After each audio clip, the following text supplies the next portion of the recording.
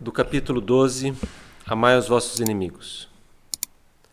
Se alguém te ferir na face direita, ouvistes que foi dito, olho por olho e dente por dente. Eu, porém, vos digo que não resistais ao mal, mas, se qualquer te bater na face direita, oferece-lhe também a outra. E ao que quiser pleitear contigo e tirar-te a túnica, larga-lhe também a capa. E se qualquer te obrigar a caminhar 1 milha, vai com ele 2. Dá a quem te pedir, e não te desvies daquele que quiser que lhe emprestes. Mateus capítulo 5, 38 e 42.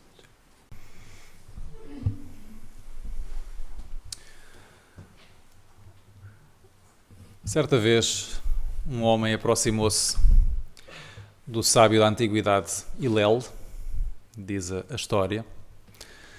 Ou melhor, esse homem queria aprender, queria alguém que lhe ensinasse a Bíblia e o Antigo Testamento.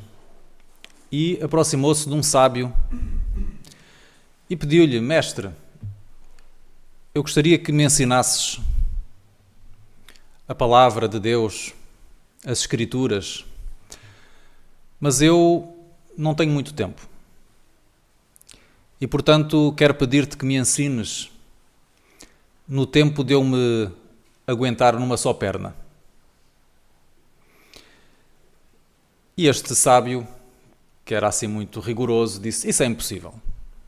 Não é esse o meu método. Se é isso que tu procuras, podes voltar para onde vieste, porque os meus discípulos têm que ter tempo e disponibilidade para mergulhar nos mistérios das letras sagradas. E o jovem assim fez. E aí sim foi ter com o sábio Hilel, que era de uma corrente mais amorosa, e fez-lhe exatamente o mesmo pedido. E Hilel disse-lhe: muito bem, aceito o desafio. Toma posição. E o jovem equilibra-se num só pé. E o mestre perguntou-lhe: estás pronto? Amor. E o jovem pergunta-lhe: então, mas é só isso? É só isso. Então e o resto? O resto, todos aqueles livros da nossa tradição, o que é que dizem? É a explicação disto. O resto é comentário. Então nós tendemos a olhar para o Antigo Testamento e ver um Deus que parece muito diferente do Pai amoroso de que nos fala Jesus. Ora, aquilo que nós aprendemos com a doutrina é que, de facto, a essência da lei divina é amor. E a revelação, nas várias épocas, das várias formas, visa ensinar-nos isso. Amarmos-nos uns aos outros. Mas essa mesma revelação não é indiferente ao nosso nível de maturidade.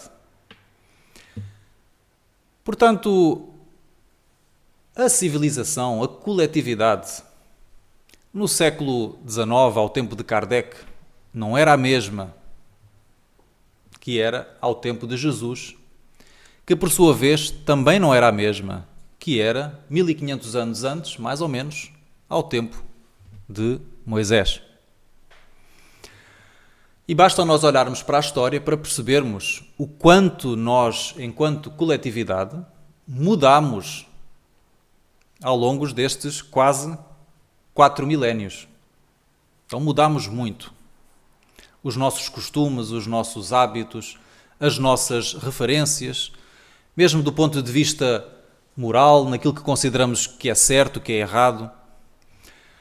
Ora, ao tempo de Moisés, que é quando nos chega o olho por olho, dente por dente, estávamos perante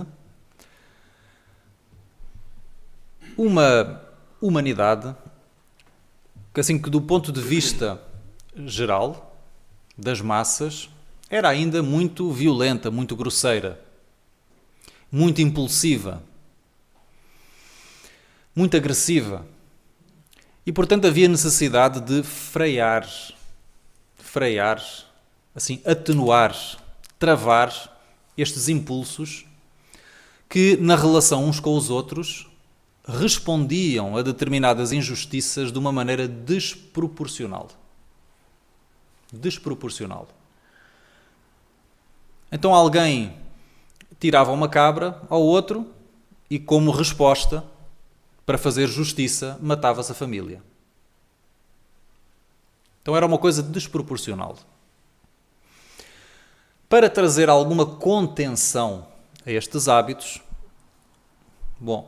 seria um salto demasiado grande dizer o que Jesus diria mais tarde: a quem te der uma face, a quem te der uma bofetada, estende-lhe outra face.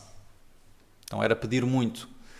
Não haveria, nessa altura, capacidade de compreensão desta mensagem de mansuetude, de brandura, de pacifismo, de amor, de docilidade, de afabilidade.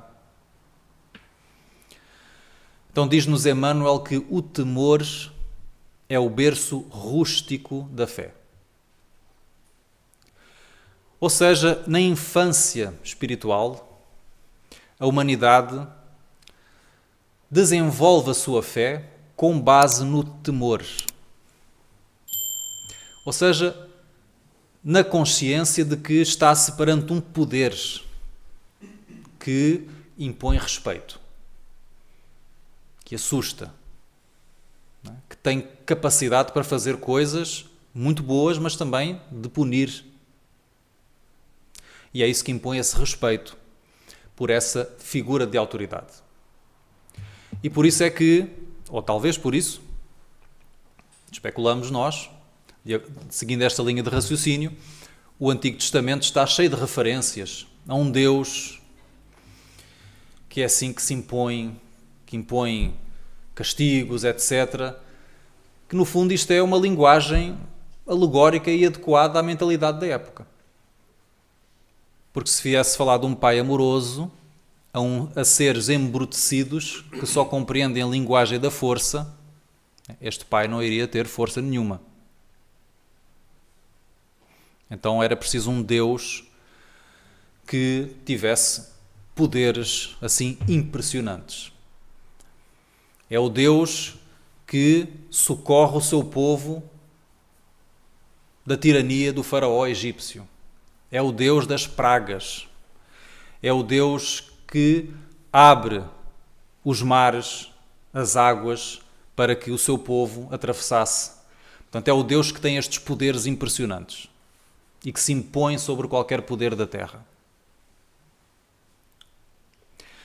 Então, dentro desta lógica, desta psicologia, vem o olho por olho, dente por dente. Que é, a justiça tem que ser proporcional. E, portanto, se sentirmos necessidade de retaliar, pelo menos que o façamos dentro de uma proporcionalidade.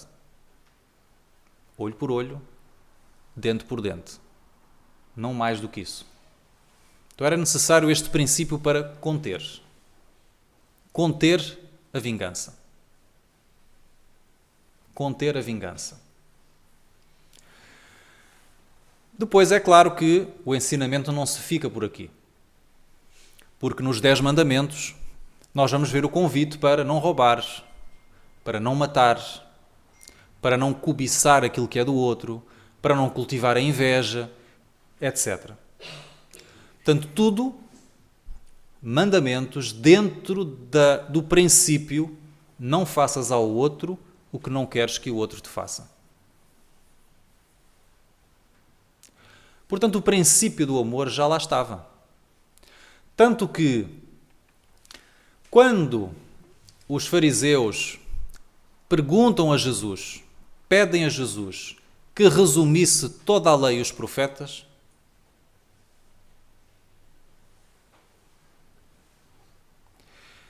Jesus sintetiza da seguinte forma: ama a Deus sobre todas as coisas e ao próximo como a ti mesmo. E os fariseus reconheceram a resposta como correta, porque eles já faziam esta interpretação. Eles já eram capazes de extrair da lei antiga o princípio do amor ao próximo. Não faças ao outro o que não queres que o outro te faça. Faz ao próximo como gostarias que o próximo te fizesse. Ama ao próximo como a ti mesmo. Portanto, eles já sabiam isso. O que eles ainda não tinham conseguido alcançar era até onde é que este princípio deveria ser levado. E então discutiam: quem é o meu próximo? A tribo do lado é o meu próximo? Os samaritanos são o meu próximo? Os romanos são o meu próximo? Que seria hoje nós questionarmos-nos: tudo bem que eu tenho que tratar bem a minha família, mas será que eu tenho que tratar bem o vizinho de outro país? Ele também é o meu próximo? E aqueles que têm crenças, convicções políticas diferentes da minha, também são o meu próximo? E aqueles que seguem uma religião diferente da minha, também são o meu próximo? Também tenho que amá-los? Não é? Quem é o meu próximo? E então Jesus alarga este conceito. Elimina todas as barreiras, todas as fronteiras e ensina-nos a amar os inimigos. Então os antigos disseram olho por olho, dente por dente. Eu, porém, vos digo, amai os vossos inimigos. Que é o princípio do amor levado ao extremo. Para nos dizer que o amor não tem fronteiras. Não tem limites, não tem critério, não tem condição. E é claro, hoje nós estudamos isso e racionalmente já conseguimos compreender, mas ainda temos dificuldade de interiorizar. Como é que é possível nós amarmos alguém que nos quer prejudicar? Então Kardec explica: o amor por um inimigo não é o mesmo, não se expressa da mesma forma que o amor por alguém que nos quer bem. Não pode. O amor pode se manifestar. O amor é uma energia, é uma força, é um princípio, é uma lei que se manifesta de formas diversas. Diversas. Então, uma mãe que ama um filho é diferente da mulher que ama o marido, que é diferente da pessoa que ama o pai. Então, é um amor, mas expresso de maneiras diferentes. Que é diferente da forma, da expressão do amor de um amigo por outro amigo. Que também será diferente da expressão desse mesmo amor por um estranho ou por um inimigo. Então, amor não tem sempre a mesma aparência. Não tem sempre a mesma forma. Mas tem sempre a mesma essência.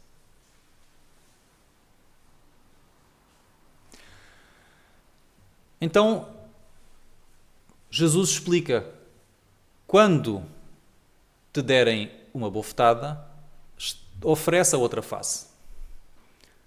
Se te pedirem a capa, dá-lhe também a túnica. Se te pedirem para caminhar com ele 1 milha, caminha 2. Para nos dizer, de uma forma simbólica, não literal, dizer-nos para não resistirmos ao mal com o mal. Procurarmos responder ao mal com o bem. Procurarmos responder ao mal com o bem. Perante o mal que o outro nos faz, não permitir que esse mal encontre guarida nos nossos corações.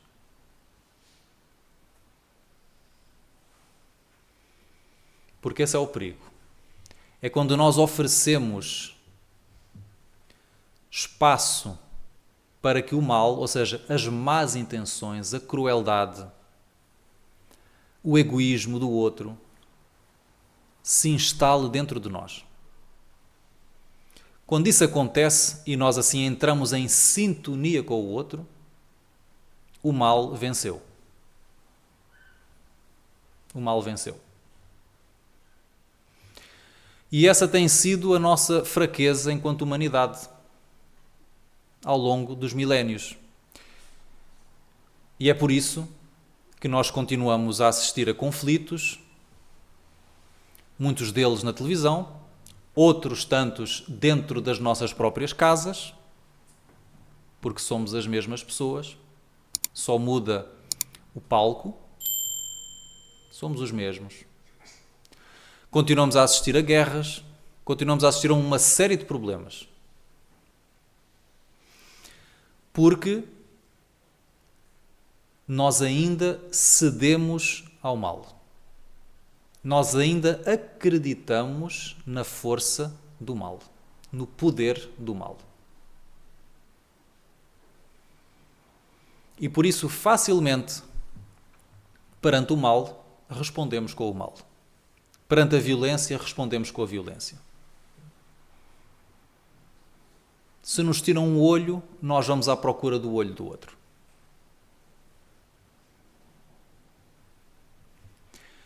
E como disse Gandhi, olho por olho, dente por dente, o mundo acaba por ficar cego e desdentado. Porque basta algum se erguer de uma forma violenta perante o outro e inicia-se um ciclo de violência sem fim. Como é que isto se quebra? Bom, tem que haver alguém que seja capaz de suportar a violência do outro sem se tornar violento. E Mahatma Gandhi, que liderou o movimento de independência da Índia em relação ao Império Britânico, no início do século XX, foi um mestre nisto. E mostrou-nos a força que o bem e o pacifismo têm perante a opressão e a maldade. Mostrou-nos na prática como amar os inimigos. Porque iniciou o movimento da não-violência. A desobediência não violenta. E conseguiu mobilizar massas que se manifestavam de forma pacífica e perante as agressões da polícia do Império Britânico, eles mantinham-se pacíficos, apanhavam, mas permaneciam firmes nas suas convicções de desobediência pacífica. Porque quando o mal encontra o mal, ele acaba por se ver legitimado. Se eu agrido e o outro me agride, então nós estamos bem na agressão. Está tudo certo. Estamos bem uns para os outros.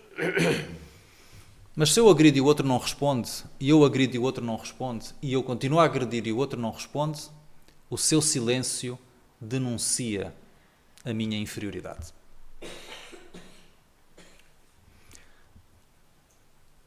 Revela a minha maldade. E não há como o agressor não ver isso, não cair em si mais tarde ou mais cedo. Porque todos nós que temos, segundo a doutrina espírita, a lei de Deus escrita na nossa consciência, no fundo nós sabemos o que é certo e o que é errado.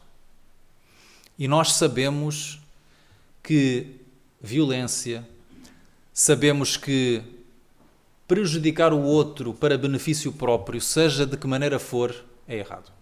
Viola a lei natural de amor. No fundo, nós sabemos. Só que esquecemos e menosprezamos esta lei.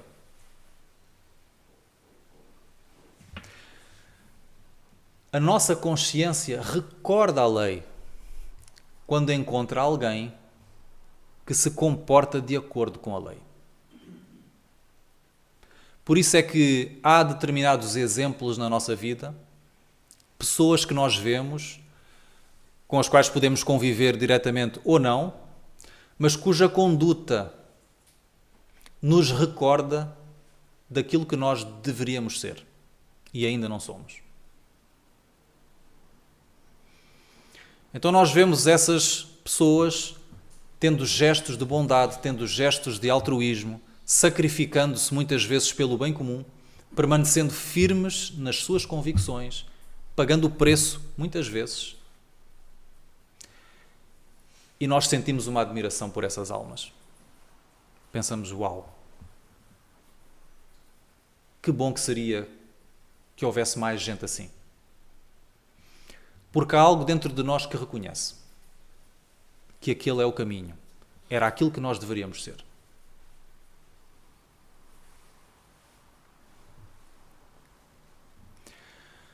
Se o amor é uma lei, então significa que quem age de acordo com o amor terá sempre o respaldo da própria vida. Terá sempre a lei a seu favor. Quem age na maldade, quem age contrariamente ao amor, quem age por egoísmo, pode vencer hoje, mas não encontrará proteção na vida para as suas ações. Mais tarde ou mais cedo, a vida vai-lhe devolver aquilo que a pessoa fez à própria vida. Como disse Jesus, a cada um será dado segundo as suas obras. Então tudo aquilo que nós fazemos volta para nós. Então quando nós agimos no egoísmo, pensando no nosso próprio bem imediato, nós podemos ter a ilusão de que estamos a ganhar. Mas isso é porque a maré da vida ainda não voltou para nos devolver aquilo que é nosso. Porque quando voltar, vai doer. E todos nós sabemos que dói. Quando a vida volta para nos entregar aquilo que nos pertence, nos devolver aquilo que é nosso, nós aí despertamos. Podemos não despertar logo. Podemos permanecer no erro, porque às vezes não dói o suficiente. Mas é só uma questão de tempo. Nem que dure séculos. Mas todos nós vamos acordar. Todos nós vamos despertar. Todos nós encontraremos, se não encontrarmos ainda, um momento de viragem na nossa vida em que passamos a desejar algo diferente.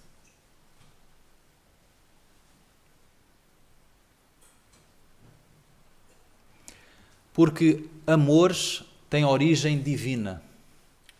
Tudo o que é contrário ao amor tem origem humana.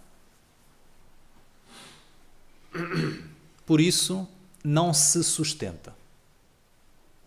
Não se sustenta.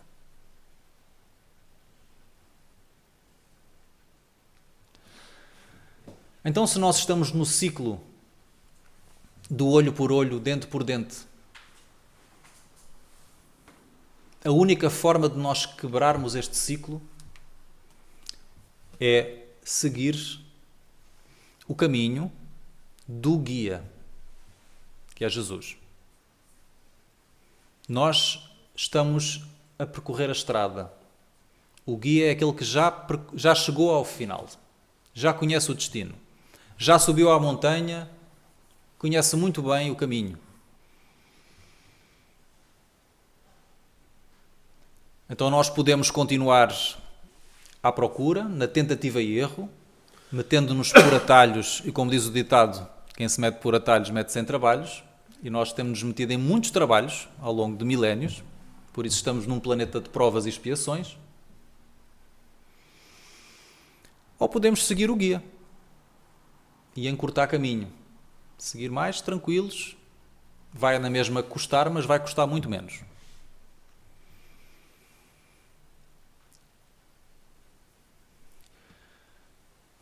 E aquilo que Jesus aconselha, então, é amar os inimigos. Não responder ao mal com o mal. Não cultivar ódio pelo outro. E isto, quando nós temos em conta que somos espíritos imortais, que continuamos a viver no plano espiritual, e que estamos sujeitos à lei da reencarnação, ódios de estimação são ódios que nos acompanham, muitas vezes por séculos. Porque o ódio é um laço muito forte que nos une uns aos outros. Porque quem odeia não deixa de pensar no outro, não deixa de pensar no inimigo. Quem procura vingança não consegue libertar-se do outro. Só pensa naquele que lhe fez o mal. Só pensa naquilo que lhe fizeram. É uma prisão.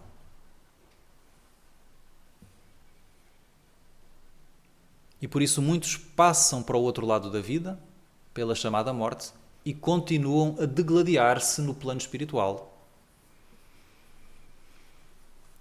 Ou a perseguir aqueles que cá ficaram. Agora, do ponto de vista espiritual, perseguindo como espíritos obsessores. E muitas vezes reencarnam, reencontram-se e dão continuidade ao conflito numa nova existência.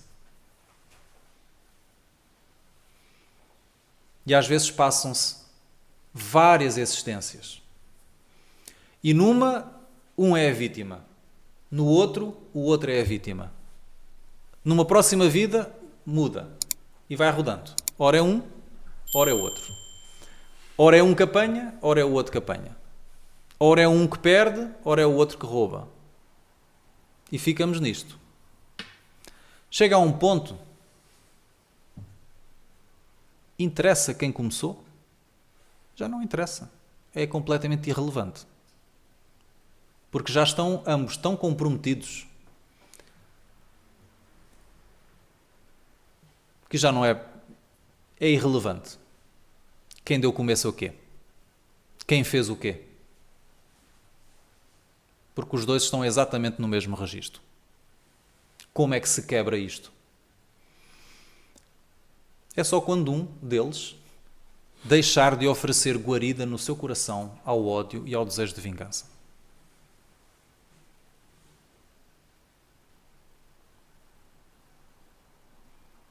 E deixar que o outro siga o seu caminho, faça o que entender, mas renunciar à pretensão de fazer justiça pelas próprias mãos. Porque ninguém tem condição de fazer justiça pelas próprias mãos. Nós não temos condição de ser juízes em causa própria. Nós não temos condição para julgar o outro. Nós não temos conhecimento para avaliar a razão pela qual o outro nos atingiu a nós e não a outro qualquer. E à luz da doutrina, pela lei de causa e efeito, nós sabemos que não é por acaso. Não é por acaso que nós somos colocados naquela relação com aquela pessoa. E não é por acaso que um determinado mal nos atinge a nós e não ao vizinho do lado.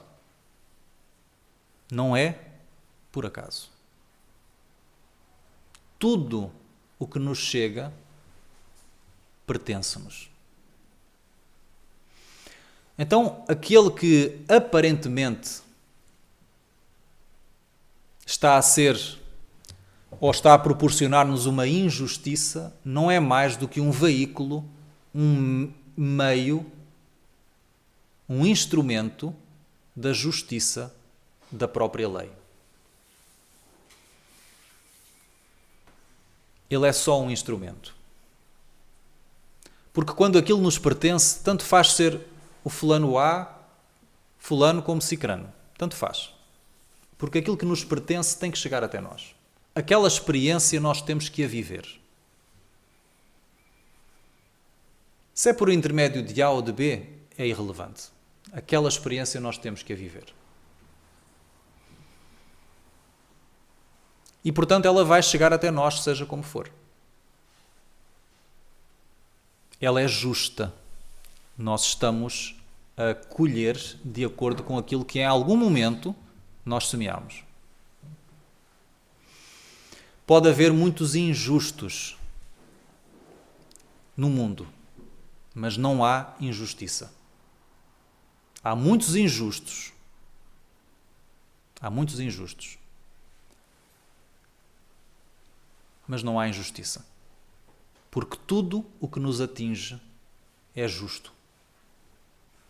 E isto é muito desafiante de compreender. É muito desafiante de compreender. Disse Jesus, é necessário que venha o escândalo. Porque nós precisamos passar para a nossa própria aprendizagem, precisamos passar por algumas experiências que são difíceis e que nos vão escandalizar. De tão estranhas, desagradáveis e dolorosas que são. Então é necessário que venha o escândalo. Mas disse Jesus, mas ai daquele por quem o escândalo vier. Ai daquele que se faça instrumento do mal. Porque esse acabou de entrar na fila. Ele vai ser o próximo a precisar do escândalo também. Então nós estamos neste planeta, nesta vida, no convívio uns com os outros, imperfeitos que somos, porquê? Porque nós ainda precisamos das experiências que pessoas imperfeitas nos proporcionam. Nós ainda precisamos das experiências que se vivem aqui na Terra, neste planeta. Ainda precisamos delas. Porque se nós não precisássemos delas, nós não íamos mais conviver com as pessoas que convivemos. Estaríamos num outro mundo, muito mais feliz, onde são todos muito mais amorosos, muito mais compreensivos, muito mais bem comportados, que não nos fariam aquilo que outros aqui fazem. E como eles não nos fariam isso, nós não aprenderíamos. Porque um criminoso não pode ser corrigido por um anjo. O anjo nunca vai oferecer ao criminoso, ao perverso, as experiências que ele precisa viver para compreender o seu erro. Não vai. Não é da sua natureza. Mas o perverso é utilizado por Deus para corrigir o perverso. Ponham os dois juntos na mesma casa e eles vão sofrer um com o outro e a pouco e pouco vão aprendendo. Porque vão percebendo, bom, assim nós não conseguimos viver, algum de nós vai ter que mudar. E eles corrigem-se um ao outro. Agora, se pusermos um anjo com o perverso, ele nunca sequer vai ter consciência. Dificilmente terá consciência. Porque, como dissemos ao início, na infância espiritual, muitas vezes nós só compreendemos a linguagem da violência. Nós só aprendemos quando dói. Quanto mais adormecida a consciência, mais necessária é a dor para nós acordarmos.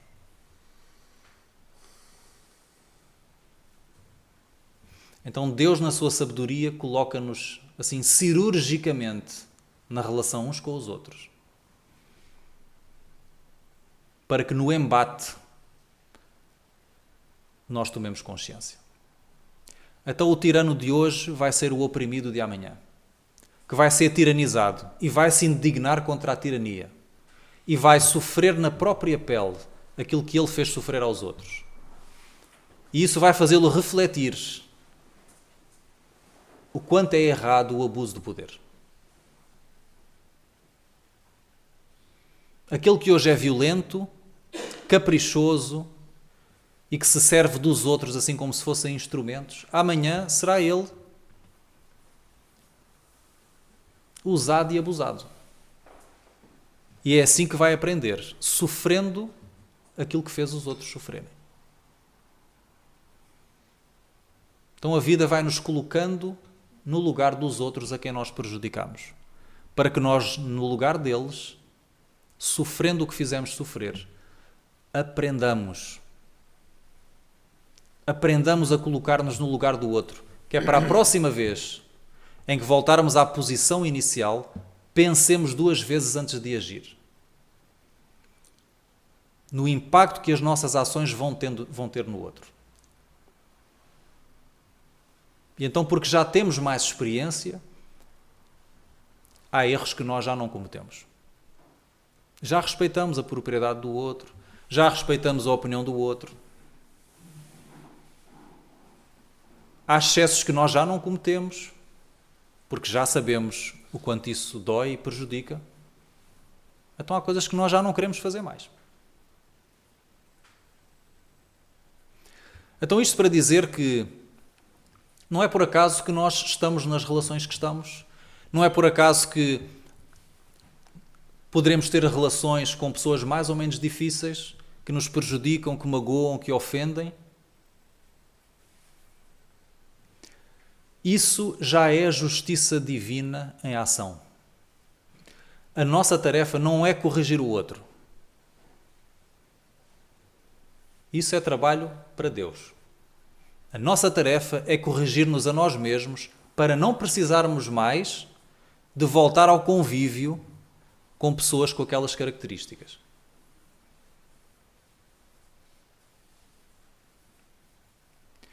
Então, o convite é para nós aceitarmos, compreendermos o outro na posição em que ele está, não julgarmos, porque sabe-se lá o que é que nós fizemos no nosso passado, quem é que nós fomos, se não teremos feito muito pior, porque estamos todos num processo de aprendizagem. Então, se hoje nós vemos mais longe, é porque nós já percorremos um caminho que talvez o outro ainda não tenha tido a oportunidade de percorrer. Então, não julgar. Não julgueis para não ser julgados. Não abrirmos espaço dentro de nós para o ódio, para o ressentimento, para o desejo de vingança. Porque a justiça chega sempre. O outro vai colher as consequências das suas ações. Não precisamos preocupar-nos com isso. O outro vai colher as experiências de que necessita. Podemos estar tranquilos em relação a isso. A justiça será feita. Não nos compete a nós fazê-la. Vingança, justiça, seja qual for a palavra que nós quisermos colocar aqui, pertence a Deus. Deus se encarregará, através das suas leis, de proporcionar a cada um de acordo com as suas necessidades, para que todos nos corrijamos porque a justiça de Deus anda de mãos dadas com o amor. Visa não a punição, mas a recuperação. O objetivo de Deus é tornar o nosso inimigo, aquele que hoje nos faz mal, num benfeitor. Então hoje aquele que faz mal será no futuro um grande benfeitor. Não tenhamos dúvidas disso, porque é a lei de progresso. Então Deus tem os seus meios para levar cada um ao caminho certo. Confiemos na justiça divina. Confiemos na justiça divina. E procuremos, dentro do possível, fazer o bem a todos e desejar o bem para todos. Dentro do possível. E procuremos abster-nos de qualquer iniciativa de vingança ou de retribuição. Porque ao fazê-lo, nós só estaremos a prejudicar-nos a nós mesmos. Porque cada um recebe segundo as suas obras. Então, para nós alcançarmos paz nos nossos corações, temos que cuidar daquilo que pensamos e daquilo que desejamos. Quem deseja o mal do outro não tem paz. Não tem paz. Quem deseja vingança não tem paz. Só tem paz quem deseja o bem. Então,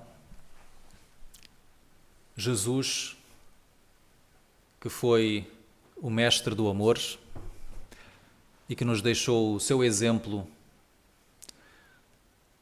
quando perante os seus agressores se manteve em silêncio, obedeceu e pediu perdão por eles, a Deus, que esse mestre nos inspire e nos fortaleça e nos ajude a compreender a essência da sua mensagem, mas sobretudo, que é o mais difícil, a senti-la em nós, para que nós sejamos capazes de colocá-la em prática no nosso dia-a-dia e assim fazermos a aprendizagem que nos compete em nós mesmos, para interiorizarmos aquele que é o grande objetivo com que nós estamos aqui, que é aprendermos a amar-nos uns aos outros sem condições. Muita paz.